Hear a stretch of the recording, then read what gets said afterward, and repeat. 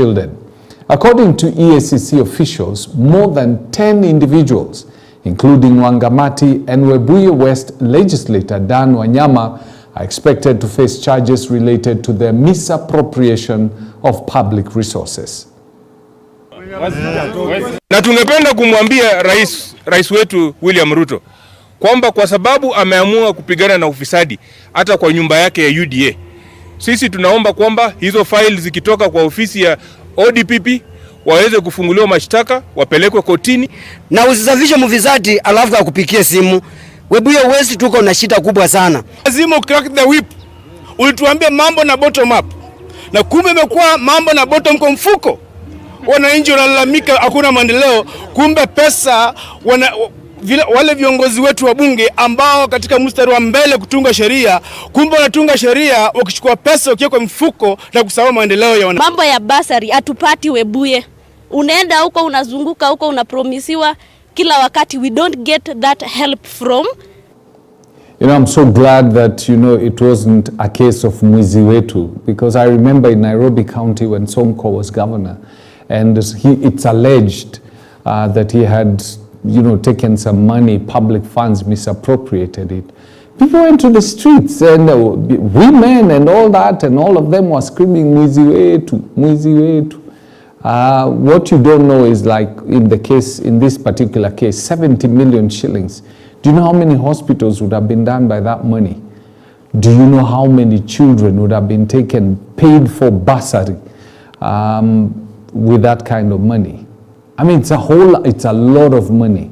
It's a lot of money. All that. Anyway, business owners in Nairobi are raising alarm over the brazen daylight raid by armed robbers on Kimathi streets, leaving shopkeepers counting heavy losses. Now, according to the traders, the attackers targeted multiple businesses, making off with valuable property and causing widespread fear among the local business community. Witnesses say the robbers had their faces covered and struck suddenly, catching shop owners off guard. The incident has heightened its concerns over deteriorating security in the city center, particularly during daytime when businesses should be operating safely. Traders are calling on law enforcement agencies to increase patrol and strengthen protection measures to curb the rising wave of thefts. Kwa duka mfanyikazi nimeandikwa, nikasikia watu nje wakisema one time. Sasa nasimamanga karibu hapa kwa mlango kidogo, wakaingia, mmoja akanishika kininyonga na akanishikia kisu, wengine wakarudisha milango yote wakafunga na wakaingia ndani na mangunia wakaanza kutoa vitu. Sasa tuambie next day tutafanya nini? Kama hapo katikati ya town pale kila mtu yuko na security iko. Tunaweza fanyiwa hivi katikati ya town pale, everything sisi tunajua tuko secure. Watu wanaingia tu wanakuja wanafanya vitu kama hizi. To Central Police we have reported this matter 3 times. We have 3 OBs. Now what happened this morning, she sent goons, young men about maybe 20 or 30. They came into the shop, they broke in, they stole things, and yeah, that's what has. You know, that's the most unfortunate thing you can have. And the warnings were coming. You know, stop arming the thugs. Stop empowering these goons. Because once they don't have money coming through to them, they are going to do something to ensure that they get their high. And it's Kimathi Street, right in the heart of the CBD. How far is Central Police Station from Kimathi Street? Not even 800 meters. And they still couldn't get police officers to come and help. And what does that say? We don't have plainclothes police officers patrolling the city? If that can happen, that's a very unfortunate situation. And it clearly depicts the level of security within the CBD or the country as a whole. Interior Cabinet Secretary Kipchumba Murkomen, who should actually be telling us what happened, has now announced that 8 interdicted chiefs and assistant chiefs in Kirinyaga County will soon be reinstated. Speaking during a Jukwaa la Usalama forum in Kerugoya, Murkomen said the officials had suffered enough and would be allowed to return to their respective administrative areas. The administrators, 3 chiefs and 5 assistant chiefs, were suspended last year following the death of over 20 people who had consumed illicit brew in Mwea West. Their interdictions were ordered by then Deputy President Rigathi Gachagua during a mass funeral in February 2024. The affected areas include Mutiri, Kadega, Gomongo, Kianjogu, Kiarokoine, Getumbe, and Kiendere.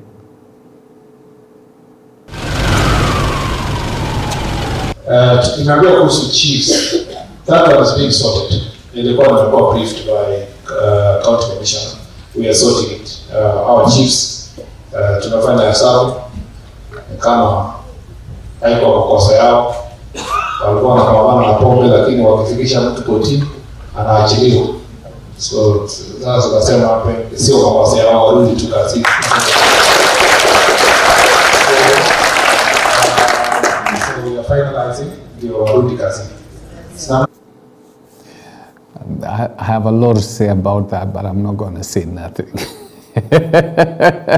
Residents along the Malava-Malaskisi rivers are counting heavy losses after floods destroyed their homes and crops following days of torrential rainfall.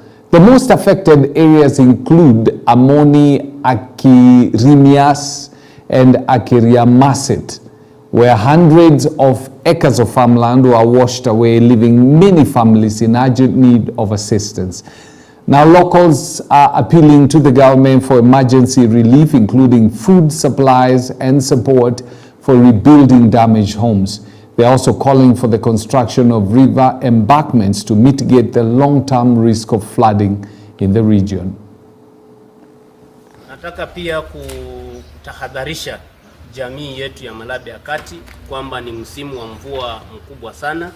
Tujihadhari kwamba mvua ni kubwa sana na tunaenda kuwa na mafuriko mengi sana, na tayari tumeanza kuangalia na kuingiliwa na maji katika maeneo tofauti kama kule chini ya Kiriamasit. Wananchi wa Kiriamasit sasa hawalali kwa nyumba zao kwa sababu ya mafuriko. Kwa hivyo watu wetu ambao wanaishi karibu na mito na karibu na maeneo ambayo mafuriko hujaa waweze kuchukua tahadhari, watafute sehemu kame kavu ambayo wanaweza kutumia ili uepuke majanga mengine yanayotokana na familia ambazo zinaenda kuathirika. Zinafika kama familia 75 zile ambazo zinaishi kule chini ya Kiriamasit, na pia tuna familia zaidi ya 50 kule maeneo ya Kajei, Eksegere, na pia maeneo ya Malakis kule chini.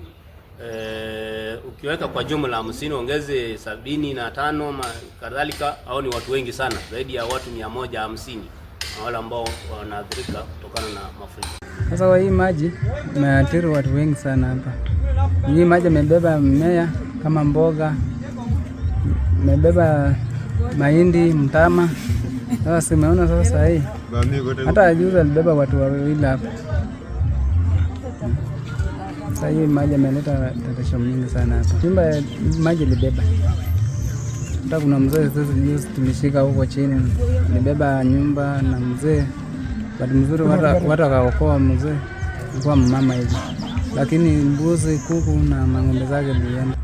Hapa tumeathirika sana na hii maneno ya floods. Mara kwa mara tumejaribu kushawishi serikali kuja tusaidie na Red Cross hawaji.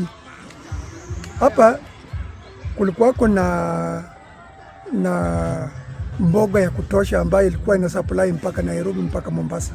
Yote imeenda, maragu imeenda, mahindi imeenda. Watu hawalali kwa manyumba. Watu wamehama kwa manyumba, wanalala kwa majirani kwa sababu the houses are waterlogged. Alafu hata kwa shule hapa kama watoto wangekuwako hawangekuwa mahali pa kukaa, maji iliingia mpaka kwa madarasa. Kwa hivyo we are appealing to the government to come and save the situation because watu hawana chakula, watu hawana chochote mimea zote zimeathirika. Okay, back to some politics where DAPK leader Eugene Wamalwa has called on opposition leaders to unite in a bid to remove President William Ruto from office in the upcoming 2027 general elections. Now, speaking during the 22nd commemoration of the late Vice President Michael Kijana Wamalwa, Wamalwa emphasized the need for a strong political coalition. He urged leaders to rally behind a single presidential candidate and collaborate with visionary leaders across the political spectrum to rescue the nation from poor leadership. Nasi pia kwenye upinzani tunaenda kuunda a grand coalition, opposition coalition ambayo itahakikisha na kuwa one term, ndio tukomeshe mambo ya ufisadi, tukomeshe uporaji wa mali ya umma, tukomeshe mambo ya ukabila, mauaji ya kiholela vijana wetu Gen Z, tukomeshe vile vile yale maovu yote yamefanya nchi yetu iweze kubaki nyuma. Now, Deputy Governor Francis Mwangangi has expressed concern over the embezzlement of funds that is happening in the county. You know, these are some of the things that have been happening in this country that they are calling upon the Ethics and Anti-Corruption Commission to take action and bring it to an end. Within less than a month, Deputy President of the Republic of Kenya na viongozi wengine, unaona mtu binafsi una donate more than 200 million na tunajua mshahara yako. Sasa hii pesa unakuja kutolea upee wananchi, kwa nini usituwete kwa uwanja kama hii utuambie ile biashara wewe unafanya ndio sisi tufanye tupate hiyo pesa?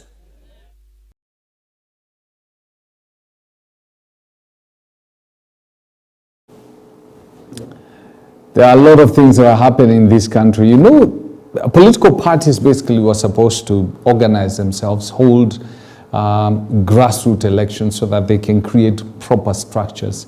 And one of the parties that has actually done that is ODM. And members of the Orange Democratic Movement in Mombasa pledged to unite residents across all tribes and religions ahead of the party's upcoming grassroots elections.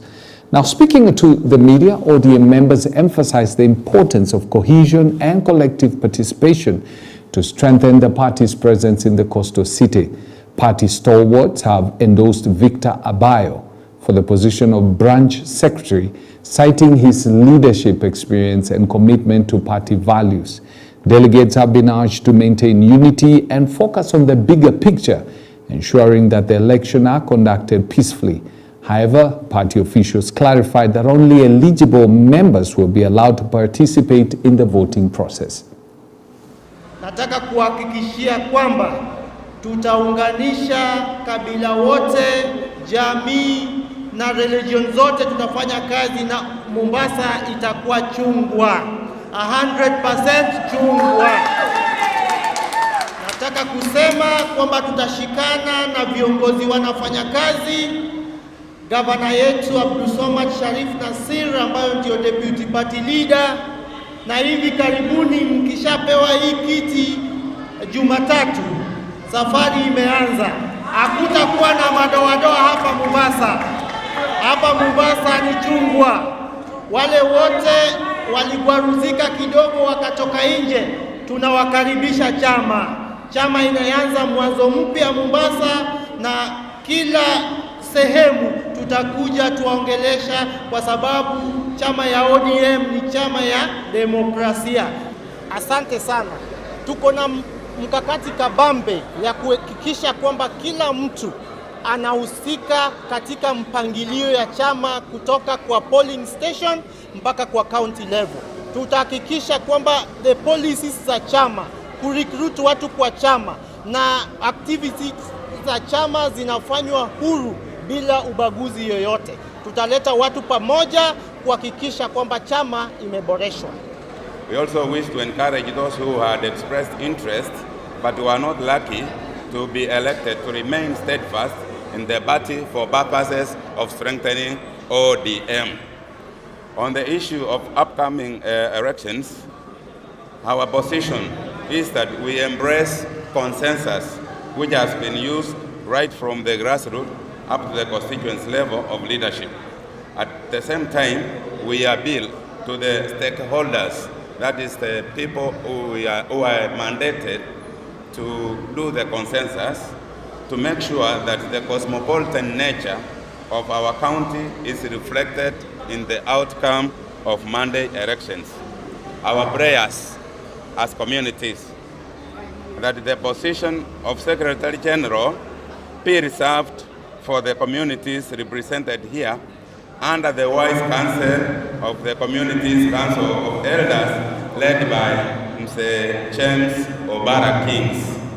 The rest of the position to be distributed based on regional and as stipulated in the ODM party constitution and the constitution of Kenya 2010. End of statement. Jukumu ya leo tumakuja kumuendorse Bwana Secretary General wetu. Meanwhile, Deputy President Kithure Kindiki was in Wajir for a series of empowerment engagements aimed at promoting development and community initiatives. The DP began his tour in Tabaj constituency with a forum focused on local empowerment before leading to Lagdera for another engagement. Accompanying Kindiki were several leaders, including the National Assembly Speaker Moses Wetangula, as part of a northeastern tour that started in Mandera County with a sequence of community events. Officials say that the engagement are intended to strengthen citizen participation in development programs and provide guidance on economic empowerment initiatives in the region. Rais Ruto amekazana kuboresha elimu. Ndio umeona ameongeza idadi ya walimu ambao wanaajiriwa kila mwaka, na Northeastern iko karibu sasa kujitoshelesha yenyewe mambo ya walimu. Hapo awali hakukuwa na watu wa kutosha kutoka sehemu hii wa kusomea mambo ya walimu, na walimu walikuwa wanatoka mbali, lakini kupitia juhudi ya Rais William Ruto sasa Wajir na Northeastern iko karibu kujitoshelesha katika mambo ya walimu. Kila wakati ambao tumekuwa ofisini, serikali imeandika walimu 76,000, tutaongeza wengine 24,000 mwezi wa Disemba, na tukiendelea hata hii Wajir walimu wote watakuwa ni watu wa sehemu hii, ili ambao wanaelewa hata mila na dini na mambo ya sehemu hii, na ambao hatakuwa anatoroka wakati kuna shida, kwa sababu hao ni wenyeji wa hapa. Tuendelee tusiendelee? Kwa hivyo hiyo ndio kazi serikali inafanya. Wale ambao ni vijana wako katika mambo ya michezo, mumeona vile Rais Ruto amewekeza mambo ya michezo, kwa sababu vijana wengine labda Mungu hawajapata majaliwa kuwa wasomi, lakini wako na talanta ya michezo, na hiyo pia ni muhimu. Na umeona timu yetu ya taifa ya Harambee Stars imeshinda timu nyingi za bara za Afrika, karibu waingie pale mwisho, lakini matatizo kidogo tukateleza kidogo. And I want to say we are very proud of what Harambee Stars has done to our country. We will continue supporting our Harambee Stars, modernizing our stadiums, making sure we take care of the players' welfare and the welfare of the technical bench, to make sure that Harambee Stars prepares for the World Cup qualifiers that are starting in September, and for the African Cup of Nations that is coming in 2027. Kwa sababu Harambee Stars ni fire, si fire. Now, as we get close to the election, you remember survivors of the Enasupukia clashes now are urging the government to expedite their long-delayed resettlement more than 3 decades after the incident. Now, speaking to the media, the survivors emphasized that they too deserve compensation, drawing parallels to President William Ruto's pledge to compensate victims of recent anti-government protests involving the Gen Z. The survivors called on the government to prioritize their resettlement, stressing that decades of waiting have left families without stability and basic security. Kilichosababisha tufukuzwe ilikuwa tu ni mtindo wa kisiasa, sababu ilikuwa ni wakati wa ndimama aliposema kwamba lazima Wakikuyu walale chini kama bahasha. Yaani lazima tutii vile watakavyosema. Sababu tulikuwa tumefika kiwango ya kwamba hata MCA tungetoa sababu tuko wengi. Sasa ikawa ni vita kati ya Wamasai na Wakikuyu. Na sababu tulikuwa kwao, ikawa wao ndio wametuzidi nguvu na tukatoroka. Na za kusababisha ni kwamba walipotutoa kule tukaja sehemu inaitwa Mayala. Sasa hapo ndio tulikaa tukifikiria serikali itatusaidia. Wakati huo ilikuja ikabeba wengine wetu wakatupwa Kirigiti, Ndaragwa. Nafikiri historia ikijirudia, hata ukiangalia kwa magazeti utayapata. Tulienda tukatupwa sehemu. Wengine wetu tukaja upande huu wa Kiambu, wengine Narok, wengine wapi, tukakomboa manyumba. Sasa tumekuwa na maisha ya kukodi nyumba, na kama nikupewa umepewa pahali pa kuishi na ndugu yako ama kazini yako, unakuwa kama mtumwa kule. Mheshimiwa Rais vile alivyosema kwamba majenzi waliouawa katika harakati hizi za wakati wa Gen Z watalipwa. Tukajiuliza, je, na sisi ambao tulitokea zama zile na ilikuwa tu ni wakati wa kisiasa kama wakati huu, na ili hali tumefanya petition katika bunge ikapitisha ya kwamba tupewe mashamba na tuwe compensated. Tukafanya ingine na National Land Commission pia wakasema hivyo. Hiyo mambo yakatupiwa Ministry of Interior. Ndio kuonyesha makaratasi. Hasa hatujui hasa hii mambo yetu inakuwa mawapi. Sababu tunadhani mambo yakishawekwa kwa Kenya Gazette, hiyo mambo imeisha. Nilikuwa na watoto, sina mahali ya kulima, nimefukuzwa. Sina kibarua, nikutafuta kibarua sasa. Ulee watoto, tena nyumba ni kukoboa. Na William ndio na timama ndio waliona na macho. Niona kifubaya. Hata hapo watoto wangu nikawacha huko na bibi yangu. Tena wakapitia wakaenda mpaka Maera. Wakaishi kwa Maera. Watu wakaishi kwa Maera, vile wanasikia watu chache, wengine wakatupwa. Mimi ndio mmoja wakuletwa mpaka Kirigiti. Tulifukuzwa na dimama, ndio tunasemaga tulifukuzwa na dimama. Kutoka huko tuko na mashida mingi. Kutoka wakati tulitoka huko, sisi ni watu wa mashida. Hata tumebatizwa watu wa mashida. Juu mashida juu hatuna chochote, hatuna shamba, hatuna pahali ya kukaa.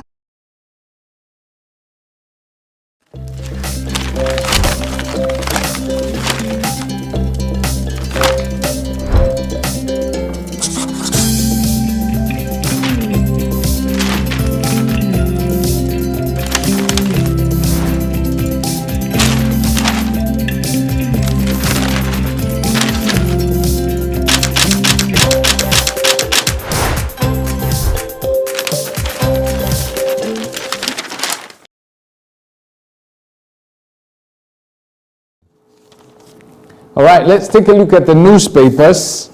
Let's start with the Star, like we always do. Now, Kenya targets dirty money gangs in grey listing fight. 56 real estate agencies and 119 companies on state radar.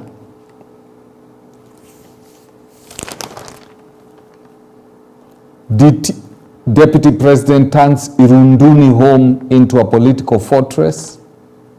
Oh, this is, I guess this is his home now, eh?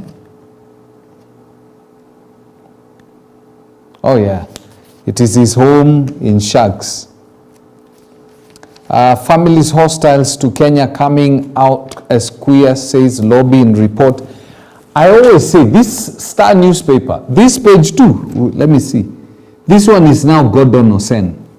They have been, there's a kind of agenda that is being pushed. Shindwe kabisa. Government securities attract high demand despite drop in yields. Guys, people want to secure, at least save money and earn. Instead of putting your money in the bank, you put it in one of this and you earn almost 20% or 15%. So people are definitely saving for the future. Then we have, let me see, something worth saying. Sifuna and Babu lead anti-Ruto charge in Nairobi. They are accusing government of burdening Kenyans with punitive taxes and failing to address cost of living. Misruns Stadia projects cloud Kenya's Chan performance. Really? Then you have refreshing dawn. A local coaches impressed with Stars Chan show despite exiting in the quarters. By the way, that goal, hapo naona kuna vyenye mtu alifanya maneno za hapo kuna vyenye. We had won this thing, and I remember TZ, I'm telling you, TikTok was crazy. Tanzanians, walala, they said all kind of things, and then wakafungwa. More than 1.2 million grade 9 learners sit exam in November. And then how to clinch top senior school slots. This is very good read for parents. Get to know, even students themselves. Read this, get to know how you can be able to attain or get these good positions for your kids. And then, yeah. Katiba at 15. Day Kibaki Raila increased devolved units from 14 to 47.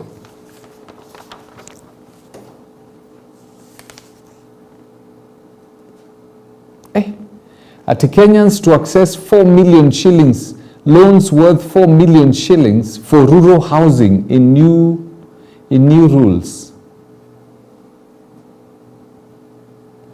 By the way, I saw something in the States that was amazing, and I thought this is maybe a better plan of what you can call affordable housing. The housing estate or field in the United States is graded. Now, there's one grade whereby if you rent a house in those areas, the government pays 70% of the rent. You only pay 30%.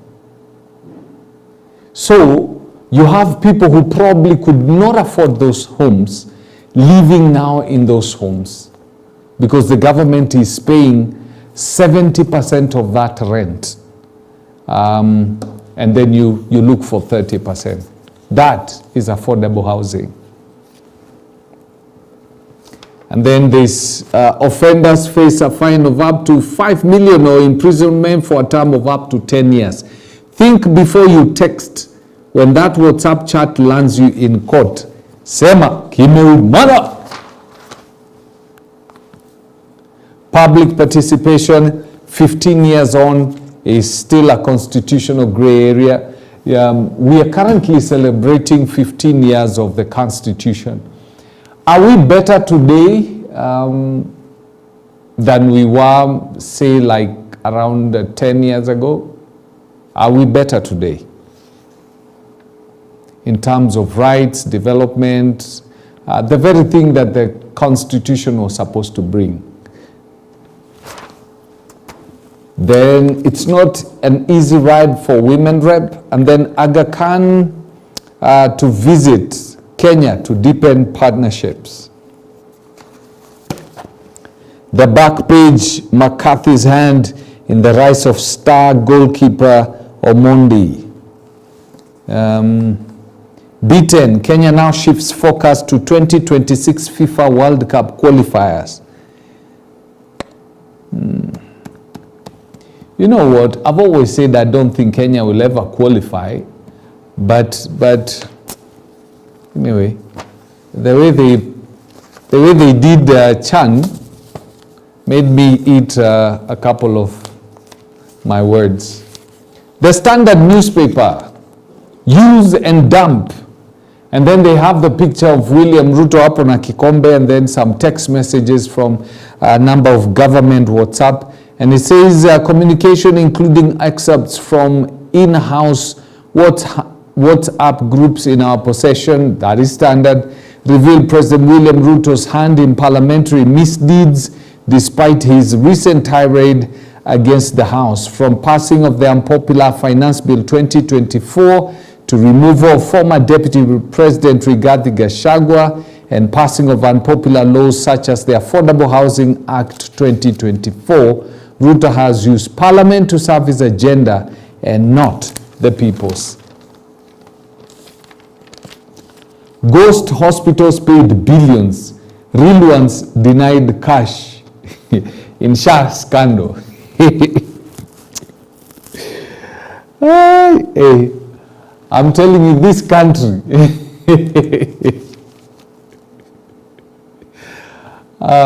Hey, yani the hospitals that don't exist are the ones that have been paid, and the ones that exist have not gotten money. It's not supposed to be funny, but it's ridiculous. Oh my goodness. How in the world did that happen? Nobody even went to the ground to verify that these hospitals actually exist. And then by the time you're paying billions of shillings to host... sawa. Mmeshinda. Road accident spike as project to retest drivers hangs in balance. How Parliament has been turned into the president lapdog. Universities directed to update finance portals. From Saitoti to Kindiki, how Raila's handshake caused trouble in paradise. Packed calendar as schools reopen for crucial third term. By the way, have you noticed that when President William Ruto is working with Raila Odinga and Kindiki is there on the red carpet? I avoided saying this last week, but when you look at the body language of Kindiki, he is walking as somebody who doesn't belong on the red carpet. I mean, his body language, he walks at the very edge, almost probably seeking to step on the grass.